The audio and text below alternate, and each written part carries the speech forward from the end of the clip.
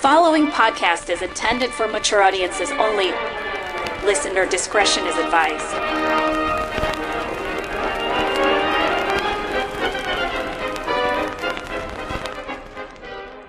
Hey! Here's a quick and dirty recap of the last episode, you beautiful listener, you.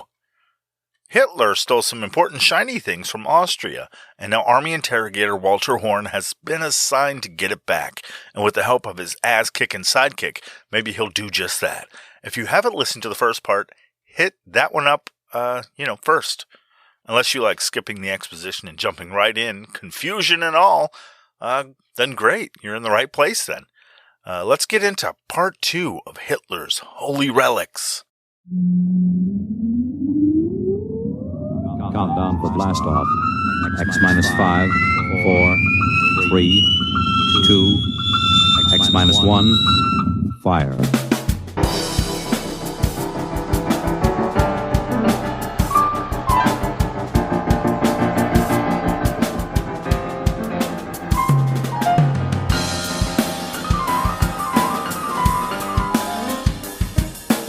Welcome to Elton Reads Book a Week, the podcast that's constantly at war with its creator.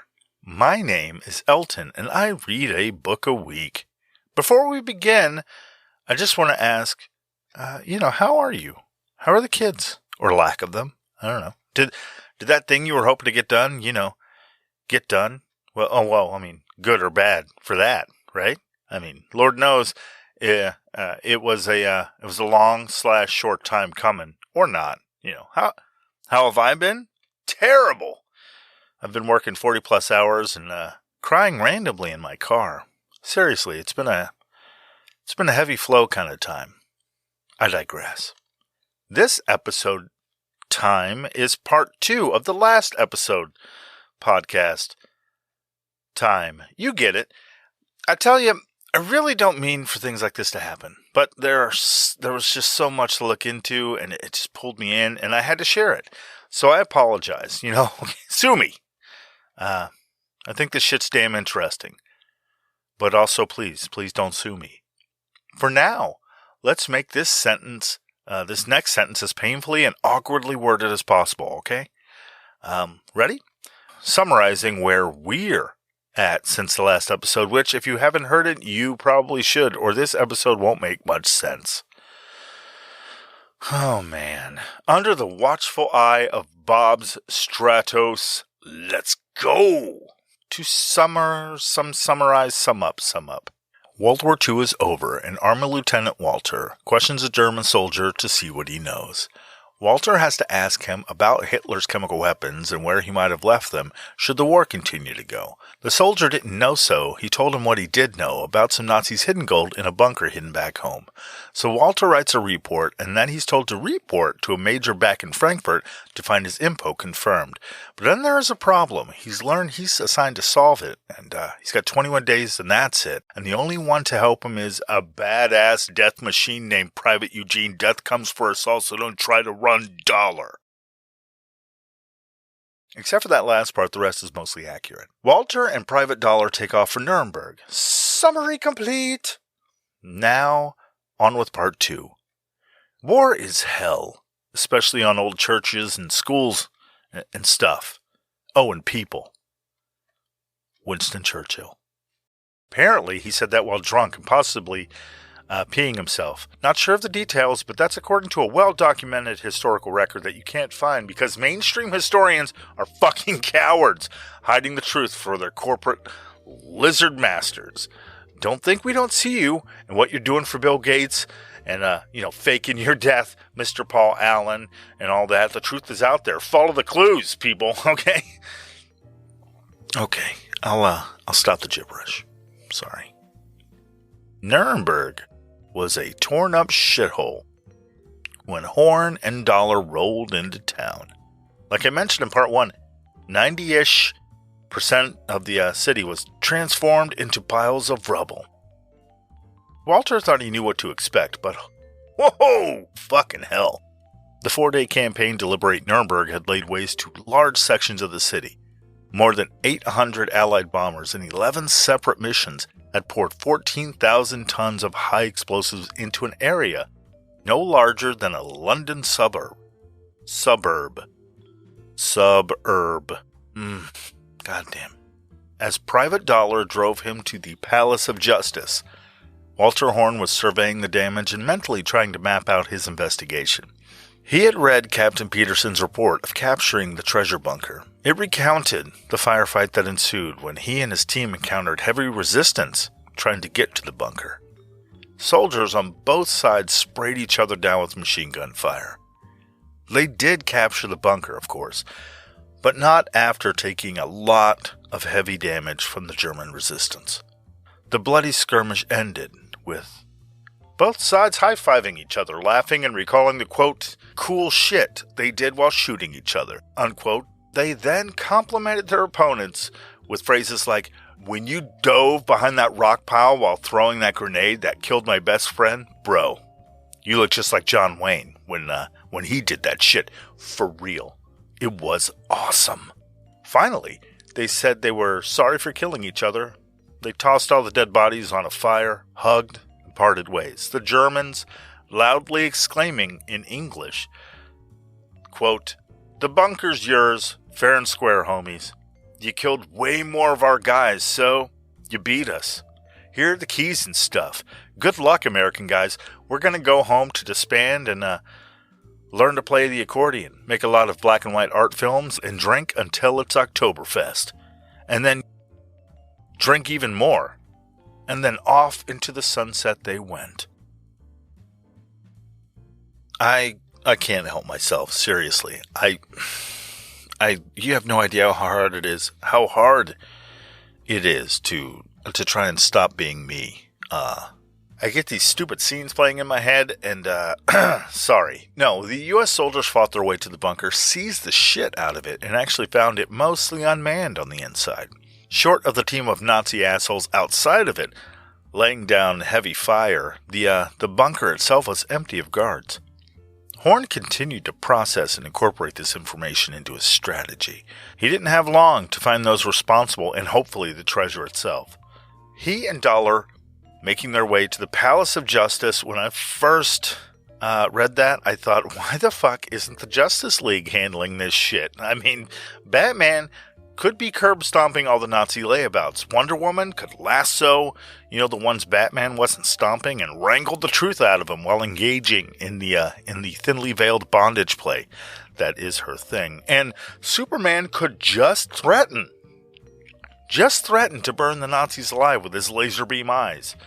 Aquaman, drowning, I don't know, Nazis maybe have some kind of waterboarding situation happening, and the Flash could run fast. Working together, though, I mean, come on, rousting the civilians, they could have that town rebuilt in a week. Unfortunately, this Palace of Justice and the one the Justice League uses are not the same at all. First and foremost, the Justice League's headquarters is the Hall of Justice, not a palace. So there's that. Plus, none of that is real. So, still, I feel like my comic book reflexes were on point, if just a little misguided. Private Dollar dropped Lieutenant Horn off at the Bavarian government building, which served as occupation headquarters for the U.S. appointed chief administrator of the city. Even without the flags and the military police out front, you couldn't miss it. A quarter-mile-long line of civilians led from the cobblestone streets to its front doors. Horn incorrectly assumed that some special event was happening. Are they giving out free blowjobs and cunnilingus? He said, amazed at the amount of people that were there. And, of course he didn't say that. He was taken aback, though. That's a lot of motherfuckers trying to be seen by whoever. As it turned out, all those people were in the right place, and they were there to air their grievances and get help. But the guys they were there to see, the guys whose job it was to help them, they weren't there. Nope, they were at the Grand Hotel across the street from the train station. A guard told Horn this. He said, you should go check the hotel's former ballroom. It's serving as the officers' club now. When he got there, at a little after 10 o'clock in the morning, the place was packed with military and civilians. A pianist was chopping out Broadway show tunes. The officers that were there weren't in full-dress uniform. Regulations had relaxed since the war's end, but these guys looked like they gave even less of a fuck than not giving a fuck at all. They may have actually gone into negative fucks to be given. Judging from the phone lines running to the tables, Horn figured the entire 15-officer occupations team was there, getting shit-faced at 10 in the fucking morning. Walter asked around and found Captain John Thompson among the early morning booze hounds. Middle-aged, lean, and with jet black hair ringed with stubble around his chin, sitting with two civilians. Captain Thompson looked every bit the part of a checked-out fuckhead in charge of things he couldn't control. From the stack of U.S. Army requisition forms and files piled up in front of him, he could tell Thompson, who was supposed to be at command headquarters, was choosing to do his failing at life right here, and was doing it often. Walter dutifully stepped up, saluted, and introduced himself, while giving Captain Thompson the orders he got from Frankfurt. Thompson called him something along the lines of Kraut, which is, by most accounts, a pretty shitty thing to call any German person, other than Nazi. I should note here, for any listeners that aren't connected with the military or, know anything about it, the hierarchy of officer rankings in the military are as follows. We'll start from the top and make our way to the bottom, okay? So it goes like this. 5-star general, otherwise known as general of the army, is the highest rank. In World War II, there were 4 of them, and for the purposes of this episode here, General Dwight D. Eisenhower was one of them. Underneath the 5-star generals, of course, are 4-star generals, which hold the name of just general. That is the rank of patent. When we mention him, he is a 4-star general. Below them, of course, are 3-star generals, otherwise known as lieutenant generals. Then there's the 2-star generals, or major generals. And then there's the 1-star general, which is a brigadier general. And below them are colonels, then lieutenant colonels, then major, and then captain, lieutenant, and finally, at the bottom of the barrel, second lieutenant. If you're not used to it, it can be a little confusing. So Walter, the book just says Lieutenant Walter, so he was either, regular lieutenant or second lieutenant, one of those. But Thompson was on level 3. He was a captain and a major. So when they refer to Major Hammond, or when it refers to Major Hammond, he is a level above Thompson. So onward I go. Thompson looked over the orders and repeated what he apparently told Major Hammond, the officer who gave Horn his assignment and sent him to find the jewels. It's pointless to send someone to Nuremberg to investigate the disappearance of artifacts that were in a Nazi bunker, bro. If the shit had been there at all, the Nazis probably took all that shit before we even got here. You're better off looking for that shit in Munich or Berlin or up your ass and to the left, bitch. Sorry, I'm paraphrasing. And I just imagine Thompson is some douchey dude bro type. It's just stuck in my head. Regardless, he offered no encouragement to Horn. He told him, in fact, that Captain Peterson and the other soldiers who first entered the Blacksmith Alley bunker had been transferred out of the city. Just the same, Horn came back. I'll need to know everyone who has been inside the facility since the occupation forces arrived. Major Hammond told me that you would help me get started. How soon could I get into the bunker? Boom, son! That's how you put a brofessor in his place. I made that up. I don't even know what I'm saying anymore. Thompson hemmed and hawed, but Walter didn't give a fuck.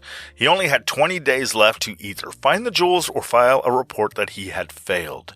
Thompson, a cock-ass, gave him a curt nod, which essentially meant, fuck off, Walter Horn, you're interrupting my day drinking. The question Walter asked himself after this encounter was, is Thompson just your run-of-the-mill douchebag playing lazy douchebag games? Or did he maybe have something to do with it? He didn't jump to any premature conclusions, but the question gnawed at him. Thompson was a member of the ruling elite notorious for its incompetence. They rarely went through boot camp, saw any combat, or gained rank by demonstrating leadership skills of any kind. They were political appointees, prized for their ability to sell war bonds and perform behind a desk. The extent of their training was a year of political indoctrination at the University of Virginia. For the most part, he was a useful idiot who had never set foot outside the United States before and resented anyone who wasn't American and was probably smarter than him. Walter figured that explaining the importance of the treasure was probably a lost cause on Captain Fuck's dick, so he tried a different tactic. Horn leaned forward and spoke in a hushed tone. "Captain Thompson, perhaps there's another way I might get you to help me." The captain quickly shifted his gaze, searching the crowd and shadows for onlookers and possibly eavesdroppers. "Go on, Lieutenant." Horn leaned in even closer and asked, "Perhaps you'd help me if I gave you $1. Thompson, confused, looked at Horn. $1? Get the fuck! Suddenly, from the shadows, Private Dollar delivered a punch to the captain's head, sending him careening headfirst into the table in front of him. Files and papers flew into the air as glasses smashed to the floor. Dollar gripped the captain's hair, using it to bash his face into the gin-soaked wooden tabletop over and over, while Horn shouted, "Where are the jewels? Where are the jewels? Where are the jewels?"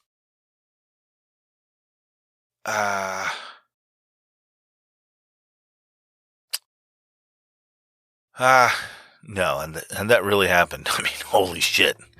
Fucking awesome. But no, Horn took back the orders he had handed Thompson earlier and flipped to the back page, showing him that General Eisenhower himself expected a full report, sooner rather than later, and that he intended to write one with or without the captain's help. Checkmate, motherfucker. The captain then invited him to sit down, while also dismissing his good morning drinking buddies. He then proceeded to explain to Horn the actual problem at hand. Nuremberg, surprise, surprise, was full of Nazis. Like so many Nazis. And they were super committed to the cause. So committed that they refused to surrender even after Hitler retreated to his bunker. Even after the tons of leaflets were distributed by the U.S. Army telling them about the fuck ton of bombs that were on their way. The Nazi problem was so bad that the city's police forces, that the Allies thought might help, quell unrest in the citizens, instead joined in with the civilians to fight the incoming U.S. forces. On top of that, after all the wholesale bombing and machine gun diplomacy, the Army wasn't chop enough with the setting up of food distribution and medical clinics, so lump that into the military order that was laid down that no Nazis were to be hired to help with the rebuilding / occupational infrastructure stuff. And shit in Nuremberg was really bad. Pretty tense and really disorganized, bro. Usually, in a not-so-Nazified town, you could find a few city officials who weren't true blue ride-or-die Nazis. They could help you out by showing you where shit was and the best routes to get to things, and they could lead efforts in rebuilding and tell you where, all the keys to shit might be found. Nuremberg, however, was Nazi top to bottom. All the city officials and staff were basically Nazis, so he and the other officers and enlisted guys in charge of the occupation found a workaround. They hired contractors to help them provide essential services to the city, and maybe, not so secretly, but secretly, those contractors rehired the Nazis to do the same city jobs they did before, but under contract to the contractors, not the U.S. Army. Ta-da! Problem solved, right? The Army didn't hire Nazis. And, everything gets done. If we could just make them all trustworthy and not Nazis, everything would be solved, bro. But, like, what the fuck, right? Horn thought that all of this was a shitty excuse for Thompson to hide in a bar, drinking the morning away. But he only had 20 days left to find a treasure. And Thompson had the rest of his life to be a fucking idiot. He got Thompson to agree to meet him the next morning in the bunker. When the appointed time arrived, Thompson had lived up to his word. 2 machine gun-laden guards were at the bunker entrance, and they were expecting him. Horn introduced himself, and one of the guards went inside to get the captain. Walter Horn wasted no time beginning his investigation of the facility, first noting that it wasn't originally a bunker, but a beer cellar. Such a place under a castle was actually kind of unexceptional, as nearly every family in Old Nuremberg had its own beer cellar, and Nuremberg's wealthier citizens had extensive cellars not only for storing beer, but also for brewing hops. There were times in Nuremberg's history when the law required all property owners to keep such facilities. Why, you might be asking? Well, this is it's kind of difficult to say without sounding, a little racist or xenophobic or something. But I mean, all right, here goes. It's because Germans are degenerate drunks. I'm sorry, but it's true. There have been multiple studies that have confirmed it. Some being from the earliest days that such studies could be performed accurately. A famous one that was done in 1923 by Dr. Franz Jung, a psychology adjunct fellow at Unglaublich Alfalschet Polytechnic in Stuttgart, Germany. His study measured the relative inebriated states in the general population of Germany and surrounding areas, and its effect over extended periods of time. It involved 13,406 residents of the area, and ran for a period of about 12 years. The subjects were tested every month for the duration of the study, and it was found that all subjects were drunk roughly 83% of the time. All of them. Yeah, it's unbelievable. He believed the cause of such widespread, constant inebriation was the effect of over half a millennium of beer pervading the culture. It's wild to think that at any one time, over 80% of the entire population of Germany is shit-faced. To tell you the truth, if I hadn't completely made all that up, I'd be shocked. Shocked, I tell you. No, of course not. Germany isn't drunk all the time. That's silly. No, the beer was brewed with antibacterial hops, so it was not as easily contaminated as the water supply in Nuremberg. With the life-threatening germs that cause illness and death, things like that. It was really helpful when the city was fending off invaders because its entire population, man and beast, could subsist on beer, which is pretty fucking neat and weird. But, I mean, it's also probably not great for the general intelligence of the population. You know what I'm saying? There's no study to back that up. But, I mean, there had to be a lot of unchecked fetal alcohol syndrome at varying degrees. I mean, right? Just the nature of alcohol, just from a medical perspective, how could there not be? I'm probably way off, but still. Until I seriously procrastinate enough to deep dive into it, my half-ass logic is the path I'm choosing to take. Thompson's guest or something. The captain attempted to hurry Walter through his investigation of the bunker, but he was having none of it. He inspected each room of the complex carefully, noting its contents and general structure. It was reinforced. The structure was reinforced throughout and had a sophisticated ventilation and housing system. So why was it not guarded on the inside when it was taken by Peterson and his men? Where had the guards gone? Did they take the missing crown jewels? Thompson didn't know or wouldn't say. He just knew that the place had been closely guarded. Then, it was time to inspect the actual storage units that held all the goodies. There were 5 units in all, each with its own locked 8-foot-tall steel door. Horn waited for Thompson to unlock them, but instead was introduced to a small man in his 50s or 60s. He figured he was Thompson's guest, here to, help jumpstart the reclamation process. But no. No, this guy, whose name was Albert Dracorn, had the fucking keys to the doors. So not only did Thompson not possess the keys to a pretty important facility holding some extremely important shit, but he had allowed them to be kept by what was likely a former Nazi. What do you think? Was that a pretty big-ass breach of security? Walter thought so. But again, he said nothing and proceeded with the investigation. Thompson continued to appear annoyed with what he felt was a waste of time. So much interfering in his day drinking. Horn got the same vibe from Dracorn, the German fella, the Nazi with the keys to the vault. Anyway, regardless, Walter pressed on, being meticulous as fuck, because fuck the fucking Nazi prick and his dude bro brofessor enabler. Due diligence and shit, god damn it. Thoroughly, he checked the storage, room after room, storage room after storage room, filled with valuable artwork and antiquities. Checked all that shit. He also inspected the empty crates where the crown jewels once were. Horn opened and examined the contents of each crate. Inside the largest crates, in glass cases, were the embroidered silk coronation mantle, imperial undergarments, royal slippers, gloves, stockings, and vestments. I kept wanting to say investments. But no, it was just vestments. All 5 of the missing treasures had been part of the larger collection that was moved into the vault. The empty crates had been pried apart, their tops left lying on the floor. It was easy to deduce that the thief or thieves must have been in a hurry.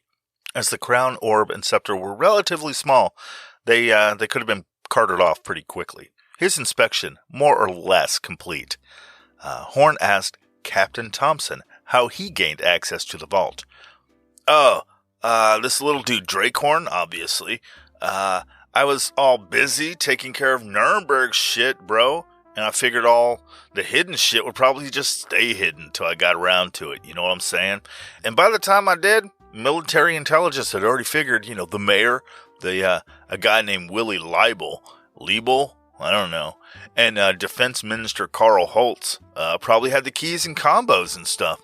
But Leibel, had offed himself with a huge caliber shot to the dome, braining his ass all over his office. The other guy, Holtz, he was shot by some fucking body, I don't know, but his Nazi ass is dead too. That was a very vivid and twisted description, Captain. Suck my dick, Lieutenant. Sorry, I was paraphrasing. But, that's kind of what happened. Regardless, Thompson and friends looked everywhere for the keys and any paperwork associated with it. Well, it turns out they didn't have to go very far. Dracorn was the personal secretary to the self-murdered Nazi mayor. So, Dracorn was absolutely a Nazi. Dracorn provided you with the keys and the combination? Horn asked. Thompson explained that Dracorn said Leibel and Holtz had passed the keys and the lock combination to 3 trusted members of the city council. 2 of those men would come forward with the keys and combo, one Heinz Schmeisner and Dr. Konrad Fries. The third guy was probably dead. But it didn't matter because Leibel had also trusted Dracorn with the keys and combo. So really, 4 guys had the keys and combination to the place? There were so many Nazi assholes with access to the fucking historical treasure shit. The excuse Schmeisner and Fries gave for not coming forward sooner, they were afraid they were going to get prosecuted. Dracorn acted as their go-between. Walter marveled at the deals these motherfuckers had cut for the sake of expediency. They would do a lot of the work Thompson and his crew were supposed to do in exchange for leniency for shit like, keeping the vault secret and, other stuff. Did Dracorn tell you who may have removed the jewels? Walter asked. Thompson told him that Dracorn and the dead bastards were responsible for the rumors that the Nazi high command swooped in and removed the stuff before the U.S. forces arrived. The only people who knew what the whole truth might be were, of course, the dead Nazi pricks. Horn continued to investigate the vault and steadily grew more pissed at Thompson. At one point, Thompson, the dumb motherfucker, lit up a cigarette in a storage room filled with historical artifacts. Then, another time, he just carelessly rooted through a crate containing the coronation garments. Items he disregarded as a dead king's cape, underwear, and booties. The dickhead just continually demonstrated that he couldn't be bothered to give a shit. He didn't understand why Nazis would want any of this old shit anyway. While digging through a crate that arguably contained the most valuable items and one containing the Holy Lance, Thompson lifted it off its velvet pillow and pointed it at Horn like it was a bayonet. And he said, "It can't be real, can it?" What a dickhole. Later that night, after Thompson and Horn had dinner together, Horn guided Thompson through 2,000 years of Christian mysticism and Germanic superstition. His impromptu lecture might not have improved relations between them or helped them find the missing jewels, because that was starting to seem pretty unachievable at that time. Given the shitty state of Nuremberg, it all seemed kind of like a lost cause. Instead, Horn felt that an academic obligation to try and get this fucking idiot to understand why Hitler, like Napoleon before him, coveted the Holy Roman Empire treasures in the first place. I won't subject you to 2,000 years of Christian mysticism and whatnot, but I will say that during his talk, Horn hit upon the crux of why Nazis wanted all of it. He said, "The question isn't whether or not the Longinus Lance in the Nazi bunker is the one that actually pierced Jesus. The point is that generations of German Christians venerated it as the genuine article, as many still do today." Hitler wanted the Nazi regime to have a physical link to Germany's lauded history via possession of the historical items themselves. But it would also give credence to, the Nazi cause, too. Hitler understood that symbols, physical or otherwise, had power. Even he went so far as to build a replica of the wooden shrine that housed the treasures during medieval times. At the first of Nuremberg's Nazi party rallies held in 1933, the reproduction shrine was duly installed in the market square, just as the real artifact would have appeared centuries earlier. This shrine, though, was left empty, as a not-so-subtle means of conveying that Nuremberg had been robbed of its cultural and spiritual inheritance. Symbols can have a powerful influence on people. They can also be used to manipulate them as well. This made finding the crown jewels all the more important, as they were of a special significance to Hitler himself, and could be used to stoke another Nazi movement into being. Despite losing confidence in finding the relics, Horn moved forward with his investigation, choosing to begin interrogations. He focused first on those he believed to have more information on the movement of the jewels. However, he needed to proceed in the right way. Far better to begin from a position of familiarity with the details of the bunker itself, its daily operation, and to create a chronology of events to pinpoint the date that the crown jewels had been removed from the vault, then, instead of not, Then he would interrogate Dracor, Fries, and Schmeissner. Schmeissner? Schmeissner. Schmeissner. I keep seeing it different ways. Schmeissner. Lining up potential informants would be a challenge. The hurdle, he imagined, would be persuading Thompson to support his plan. Thompson was apprehensive about rocking the boat of his Nazi help. So when asking to conduct a series of interviews, Horn told Thompson that it was only to confirm, as the captain himself had said, that Nazis themselves had removed the treasures before the U.S. Army invaded the city. He told him that he would tie up a few loose ends and be on his way back to Frankfurt with a report substantiating the rumors the captain had first brought to Major Hammond's attention. Way to bullshit an idiot, Walter Horn. I like it. Thompson yielded to Horn's request without much wrangling, Maybe Horn's lecture on the history and importance of the items involved broad morale, but more than likely, Thompson just wanted Horn to get the fuck out of his way. He wanted to be in the bar before 9 a.m., damn it. He'll never become a career alcoholic if he doesn't put the hours in. Thompson agreed to let the lieutenant spend a few days interviewing low-level bunker personnel, and offered to give those that cooperated better work assignments if they helped Horn out.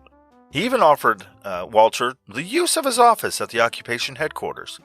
No one Walter spoke to on his first day of interviews claimed any knowledge of the disappearance of the crown jewels, despite Horn slapping the table and repeatedly yelling the questions inches from their face. I'm kidding. Nearly everyone did, however, confirm the identification of Mayor Lieber's choices to run the Blacksmith Alley facility. Interesting. Julius Linkes, Lincké, is his last name. Julius Links. His name appeared on the blueprints provided to the contractors that retrofitted and upgraded the beer cellar to a vault. Heinz Schmeisner's office did the legal work. Conrad Fries wrote money orders and signed off on requisitions, and Albert Drakehorn handled routine business-related matters. Well. Very interesting. The name Horn expected to hear, Heinrich Himmler, didn't initially arise in connection with the bunker. A quick overview of who Heinrich Himmler was. He was born October 7th, 1900. Heinrich Himmler was the Reich leader, or Reichsführer, of the dreaded SS of the Nazi Party from 1929 to 1945. Himmler presided over a vast ideological and bureaucratic empire that defined him for many, both inside and outside the Third Reich, as the second most powerful man after Adolf Hitler in Germany during World War II. Given overall responsibility of the security of the Nazi Empire, Himmler was the key and senior Nazi responsible for conceiving and overseeing implementation of the, quote, final solution, unquote, the plan to murder all of the Jews of Europe. So, he's an absolute vile piece of shit. Himmler and Hitler were also fascinated with the occult. Hitler probably for the symbolism we talked about earlier, and Himmler because he was a fucking nutball idiot who probably literally believed in magic powers. They saw Nuremberg as the spiritual and symbolic center of the Nazi Party. Hitler also planned to have himself a crown there as a latter-day Holy Roman Emperor at the war's end. Walter Horn figured at the very least Himmler would have been the one to order the removal of the crown jewels from the Blacksmith's Alley vault, or at least have drawn up a plan to be executed should the Nazis be defeated, which, of course, they motherfucking were. Yeah! Here's an interesting fun fact I learned about while researching this episode. This is taken from a Salon article I used for some of the Himmler stuff. Join me for a little loosely related side learning for a second. This is from the article. Quote, occult fascination with religious relics and their supposed supernatural properties began shortly after the establishment of Christianity. The purported tomb of St. Peter, located in an ancient Roman necropolis, hidden directly beneath the high altar of St. Peter's Basilica in Rome, was initially found to be empty, and the Vatican archaeologist Monsignor Ludwig Kaas, who found it in 1939, feared that he had arrived too late, that early Christian relic hunters had stripped away Peter's bones and their sacred value, and the supposed power of the remnants of saints to work miracles and heal the sick. But investigation led to an astonishing discovery. The tomb had been built expressly to trick relic hunters. The bones were actually entombed in a hollow in one of the four walls of the tomb, not in the cavity of the tomb itself. This demonstrates an awareness that the bones of the saints would be sought, traded, and sometimes stolen by the faithful, even within a few years of Christianity's foundation. Unquote. End quote. You know. That's some inconspicuous Indiana Jones type shit right there. However, this only goes to show that Christians can't be trusted to bury somebody without playing hide and seek with their bodies. What the hell, Christians? Can't you just post armed guards for centuries like you did for the Holy Grail? Just make the guards live forever so they can tell grave robbers to, fuck off or, should it be necessary, fight them with swords. Think, Christians, think! Wait, that Indiana Jones movie was real, right? Right? An investigation for another time. Moving on. So, low-level people involved with the bunker didn't mention Himmler. In fact, no one suggested that there was any mystical or arcane reason for the Blacksmith's Alley bunker. They viewed it as a city-owned and city-run facility, albeit secret, under the direct supervision of Lord Mayor Liebel. I keep saying it like that, but I do. Renovation of the former beer cellar took place in great secrecy over a 6-month period beginning in September of 1939. This date was confirmed by a contractor who delivered concrete and steel to the site, and a guy who requisitioned building materials from supplies earmarked for the Nazi Party rally grounds. Horn learned that the bunker was expanded from 3 units to 7, suggesting it was not initially intended to store the vast collection of city valuables that were ultimately placed in it. The transfer of the Holy Roman Empire treasures from the Cohen Bank to the bunker took place on February 23, 1940, a year and a half after their arrival in Germany. The dates given by staff workers tallied with the card catalog records could be positively correlated to the bombing raids that had become a daily fact of life in Nuremberg. The dates and consequences of the raids were deeply embedded in the consciousness of everyone he interviewed. Repairs were made to the Blacksmith's Alley vault after one of those raids, which warranted a visit from Himmler himself. But beyond that, the informants Horn interviewed could care less about what was in the vault. Instead, get this, they wanted to talk about all the fucking bombing. Because, come on, what's more interesting? There's some fucking hole in the ground with doors, that are loaded with boxes of shit you can't see, or getting fucking bombed. It's like all they wanted to talk about, damn it. I get it. Duh, right? If your whole town getting bombed into piles of garbage and wood chips didn't become a noteworthy event for people living there, you would think that maybe there was something severely fucking wrong with the damn people, right? Do you remember that ice cream parlor that used to be over there? Remember that? Oh, you mean where the smoldering pile of broken bricks, glass, and wood are? Yeah. Oh, they had the best cherry chocolate chip, remember? I wonder what happened to it. Possibly. The continuous bombing that leveled most of the town, destroying our homes, community, and lives. That's happened.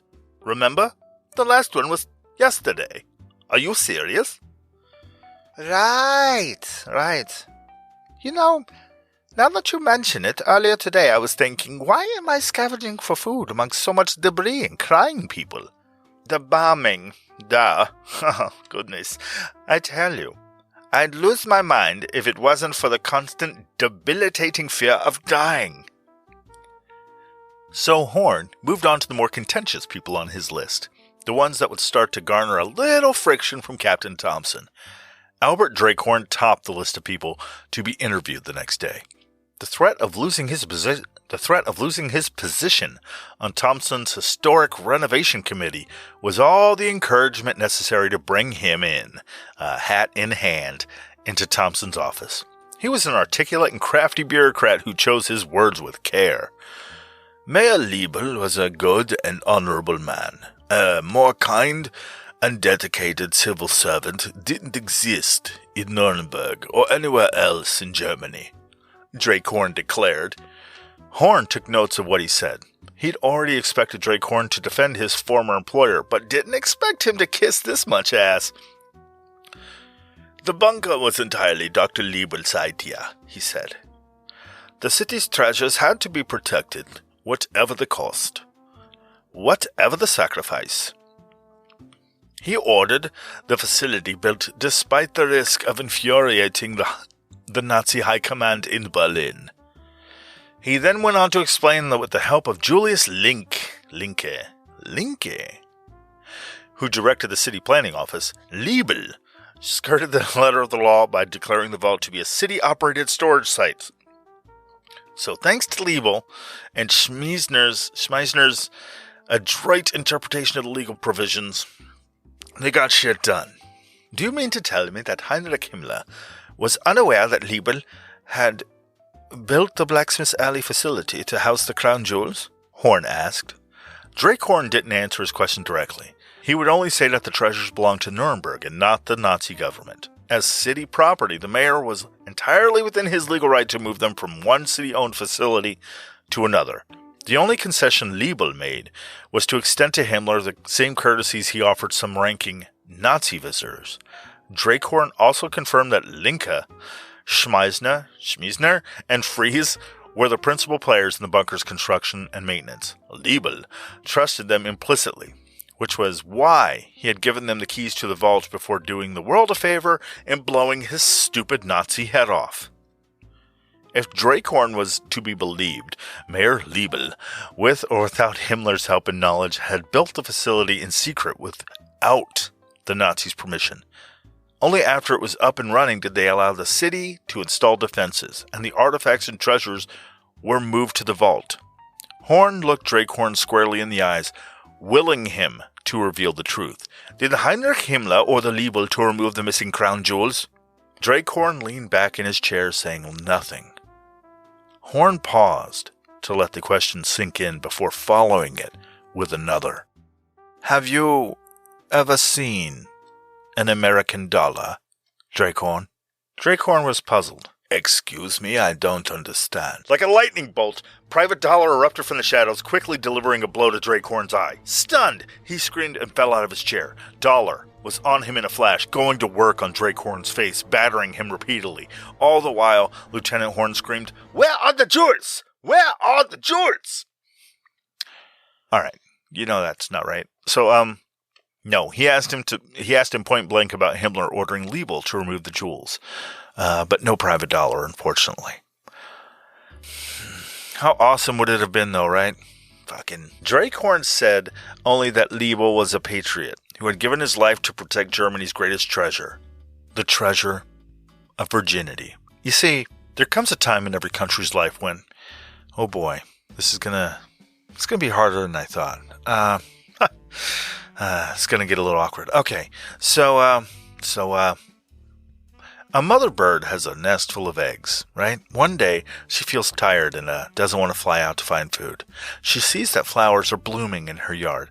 She goes to the flowers and pecks at them until they drop pollen on her head. Yeah, what am I talking about? Sorry. I saw Protect Germany's Greatest Treasure, and I ran with the birds and the bees. I know, more than anybody, believe me.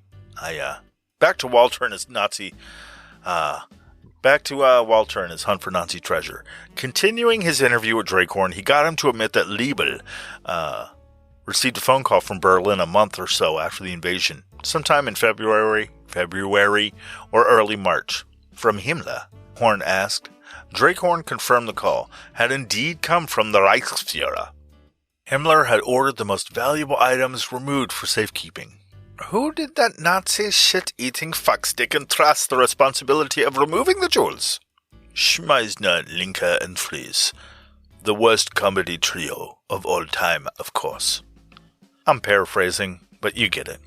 The story fit the basic facts as far as Horn was concerned. Horn thanked Drakehorn for coming to see him. This will be all for now, he said. Your help is most appreciated. Horn would learn that Thompson had been told about this, and about copper containers being made and delivered to the bunker by SS officers. The captain had dismissed them as rumors and speculation.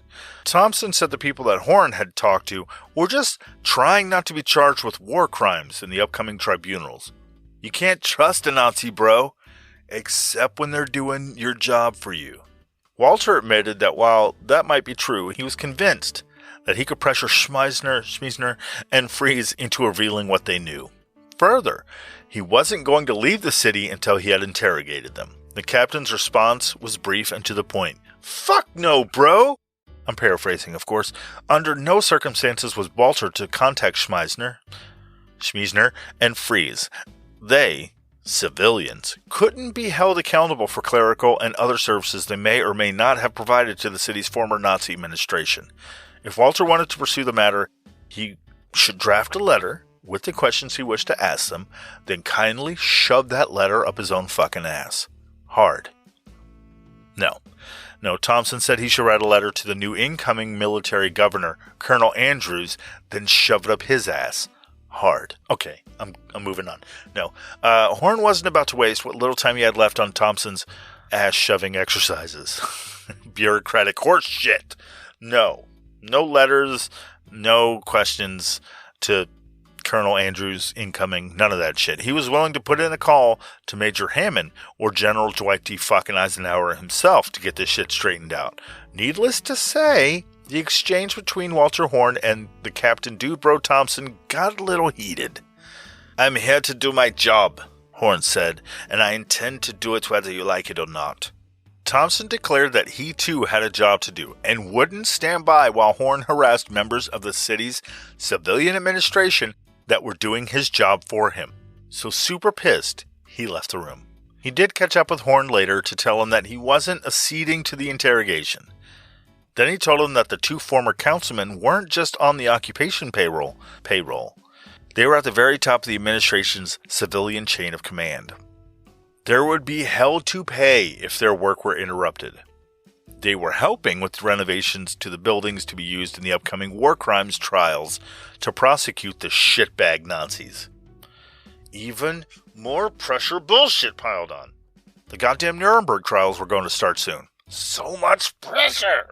Basically, at this point, Thompson wanted Walter Horn to wrap it up, but Horn still wasn't having it. Then Thompson agreed to an interview with Schmeisner and Fries, but only if he were present. Horn agreed, but he wasn't going to let Thompson take charge of the investigation. He was a master interrogator, goddammit. The best. You can't be any geek off the street, if you know what I mean. You gotta be handy with this. Okay, I'll stop. The interview was conducted at the Palace of Justice. Batman and Aquaman would be in attendance. Superman and Green Lantern, however, had a more pressing engagement with the fucking Riddler. Yeah, imagine that. His query-laden, swarmy ass had cut out of Gotham and was pulling a caper in Metropolis. A caper! The nerve of the motherfucker. Naturally, Batman was anxious about the news. But he was on the Nazi interrogation auditing committee. And he was the next in rotation, so, he was obligated. Still, the Riddler was his guy, damn it! He was betrayed by the catechizing, green-suited prick. Why was he choosing Metropolis over Gotham? What had he, as the Riddler's arch-nemesis, done wrong? Was he trying to send Batman a message? He didn't want to put the Nazis ahead of their relationship. It wasn't like that. He just had other obligations, and the fucking Riddler should respect that. But to go off to a whole other city, protected by a different superhero, to pull a caper? It just hurt. Still, if he has to sit in a room and sulk, at least it was to watch a Nazi get questioned. And hell, if shit got out of hand, maybe engage in one of his favorite pastimes, police-style brutality on some fucking Nazis. He told me he doesn't even like Metropolis, Batman blurted out loud. Green Lantern, Walter Horn, Captain Thompson, Schmeisner, and Fries looked at him with concern. Batman waved them off and motioned for them to continue. An awkward quiet settled over the room as Walter Horn turned towards you, the listener, and said, "What the fuck is going on right now?" Not even going to say anything. The interview, without Batman and Green Lantern, was conducted in a room at the Palace of Justice. Thompson made the introductions. Horn would later say the interview, without Batman and Green Lantern, was conducted in a room at the Palace of Justice. Thompson made his introductions. Horn would later say he was thinking something akin to, does this motherfucker think he's running shit now? But that's, paraphrasing what he was thinking. But he did jump in and say, this is about the missing crown jewels. I want to know what you did with them. I really like Horn. He did not fuck around. Schmeisner, speaking in perfect English, said that the lieutenant must be referring to the art bunker. Yes, Horn responded, Himmler's bunker, the one you and Julius Linker built and outfitted. Then, directing his attention to Fries, Horn continued, and you administered on the behalf of the Nazis. The two men looked to Thompson as if to wait for an explanation. Thompson made some remark about it not technically being an established Nazi facility. It was used to store city art treasures. However, Walter wasn't about to let Thompson or the councilman relax. I believe that you and Dr. Freeze were present on the day that Himmler's couriers removed 5 treasures from the collection of crown jewels stored in the vault. Thompson jumped in, trying to diffuse the hard-ass tone Horn was leveling at the men. I mean exactly what I said. The 2 of you took possession of 4 reinforced copper containers in which you placed the missing crown jewels.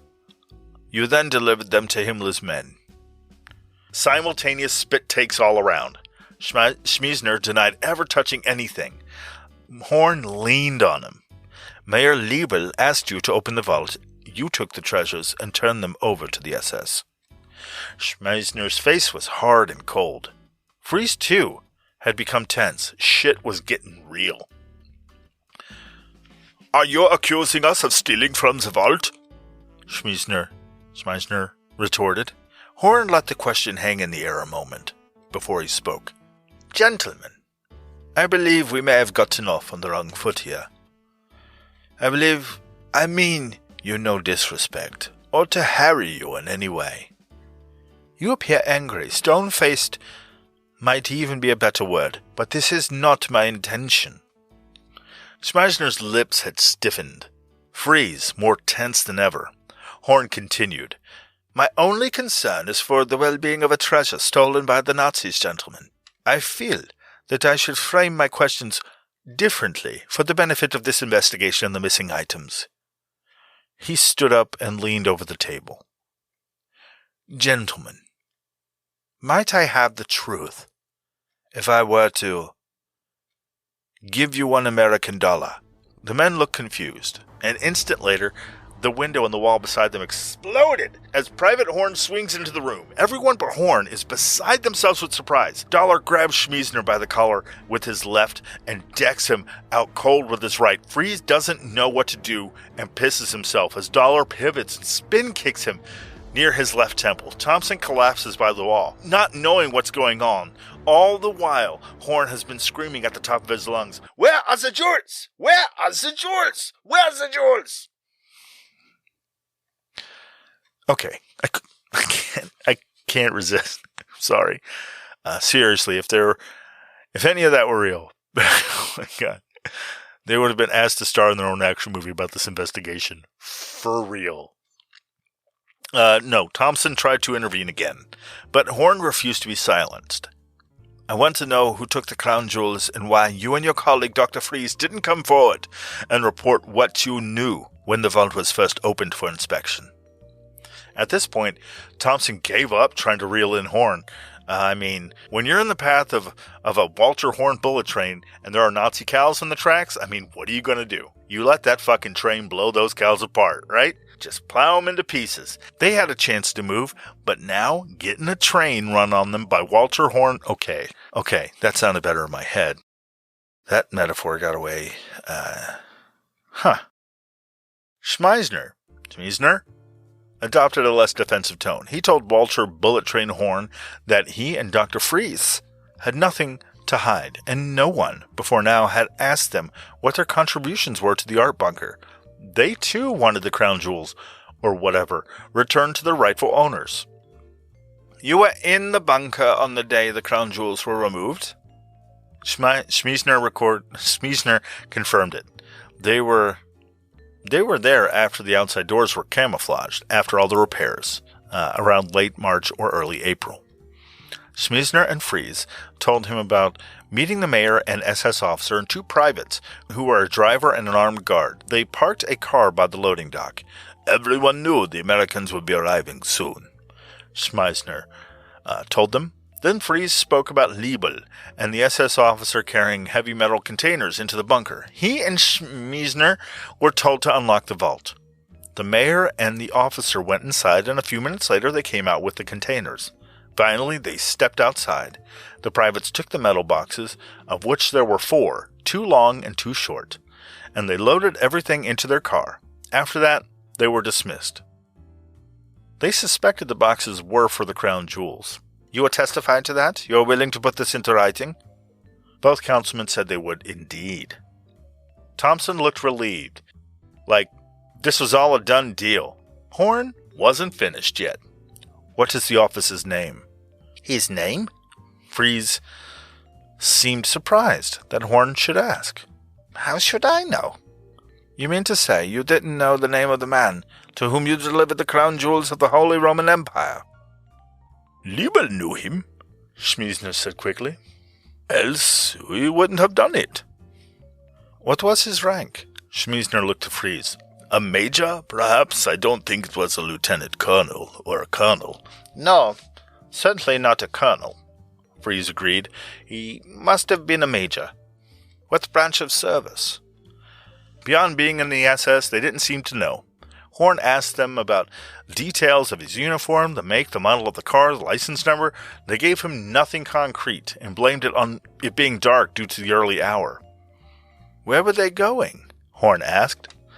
Schmiesner assumed they were leaving Nuremberg. Fries suggested they might have left on a plane via the local airport.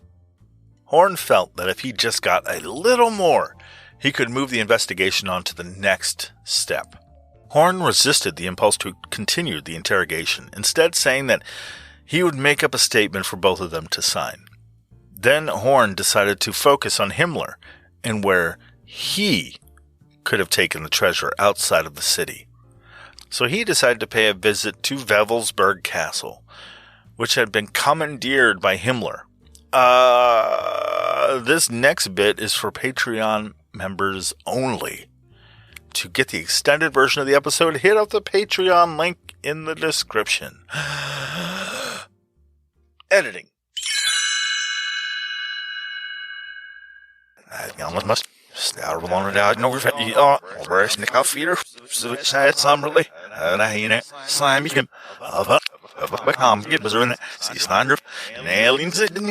He learned a lot about Himmler's motivations while there, but couldn't find a definitive connection to an order of movement for the jewels. Regardless, he was put onto the trail of someone who may have, one Josef Spatzel, Himmler's paymaster, as an SS piece of shit. Spatzel had a special knack for disguising the origins of looted assets. He also helped organize the Nazi counterfeiting of British pounds and stuff. And he also set up hiding places for stolen artistic and historical pieces and took to hiding Nazi gold. When it became abundantly clear the Nazi Reich was, quote, not going to make the winning goal in the great sporting of world warring. That's another quote from Winston Churchill. That is probably, it maybe not. Under instructions from his senior officer SS, Obergruppenführer Ernst Kaltenbrunner, fucking names, Spatzel entered the new Reichsbank building in Berlin on April 22, 1945, and removing at gunpoint jewels, securities, and the last remaining foreign exchange assets held in the vault, valued together at 23 million gold marks. The foreign currency was later valued at approximately $9.1 million. In view of the rapidly advancing U.S. soldiers, Spatzel was obligated to discreetly hide all the loot. He gave orders and supervised the burial of much treasure along the road between Taxenbach and the Rohris. Rohris, R-A-U-R-I-S, Rohris? So between the road Tackenberg and to Rohris in the Bavarian Alps, he helped bury some shit. He supervised the burial of stuff. Then the fuckface tried hiding stolen Nazi gold and money and other valuables throughout the land for later retrieval by Nazis and or himself, but most likely himself. So when the curtain came down on Hitler's hate-a-palooza, Spatzel scrambled for a way out of accountability and into the loving arms of getting away with horrific crimes against humanity. He tried bribing his way out of the country and was caught.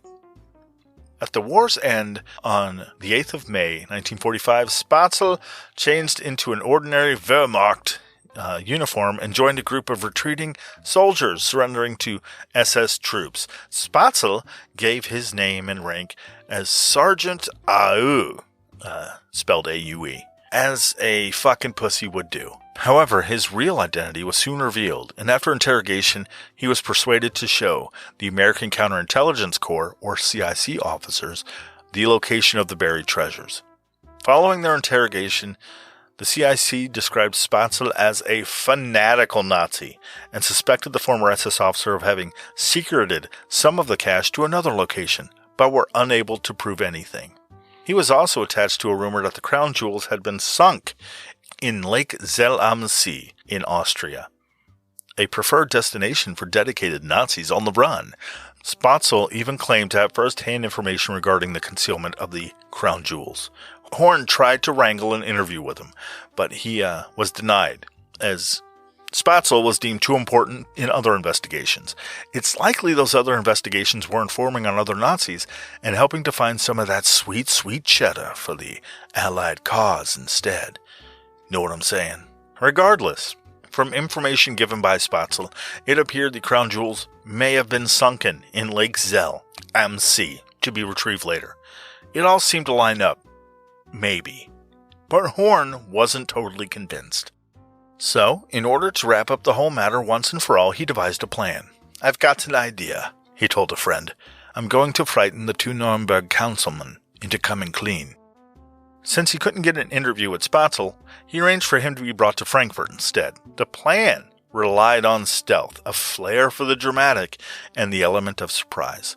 First, Horn had to go to Nuremberg and talk to Thompson again.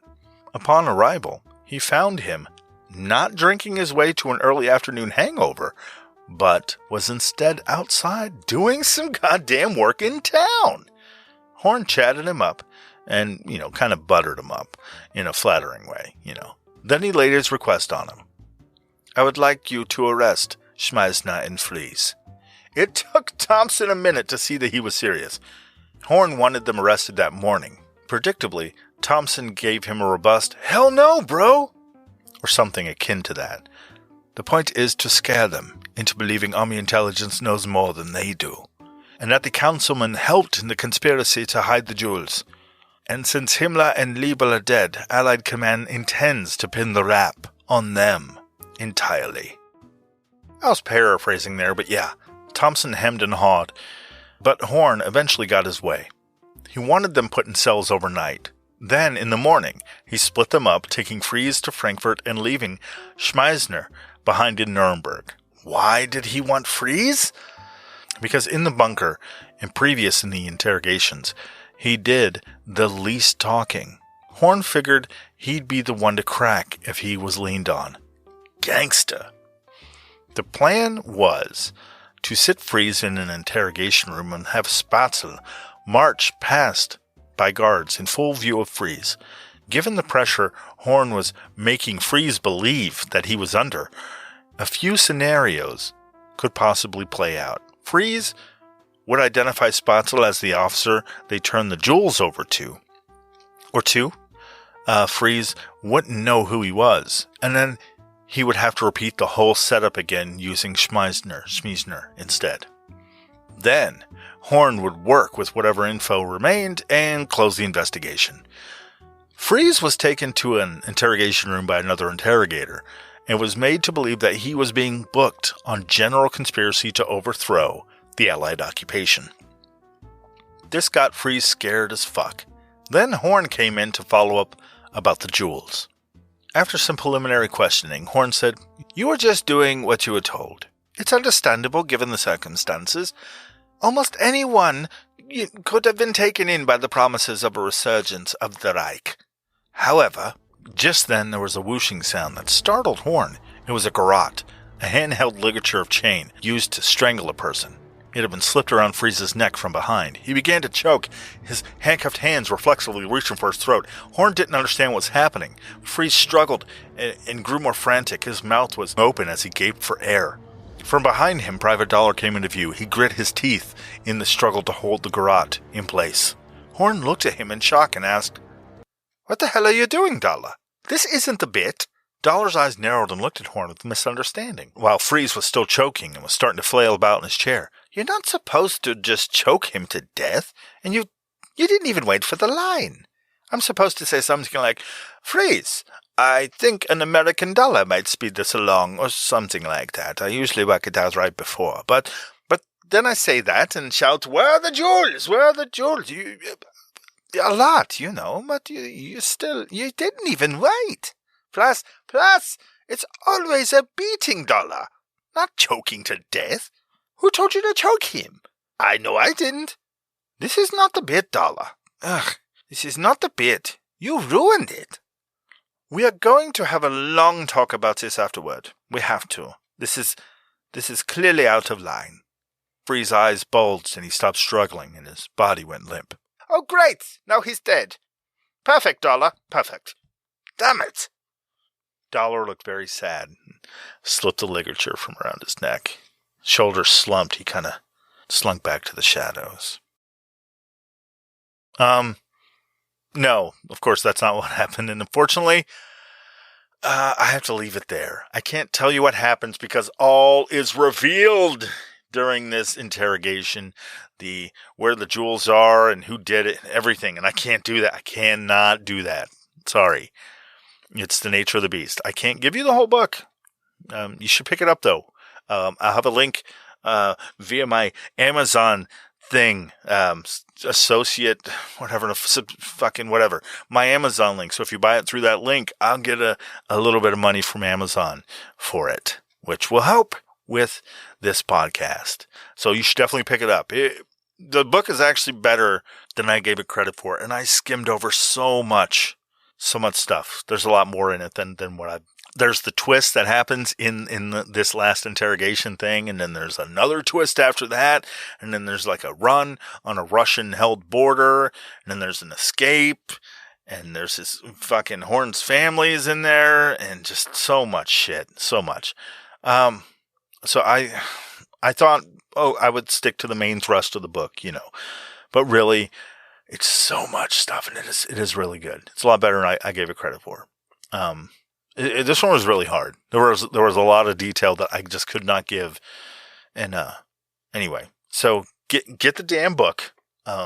Use the Amazon link in the description, so it helps the podcast. So it's pretty good, the book. So get it. Regardless, I'm so sorry.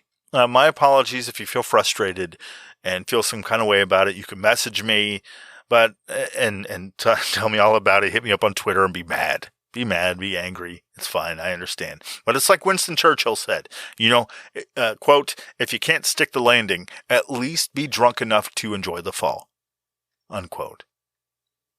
Which is something he definitely for sure said. I think. Probably not.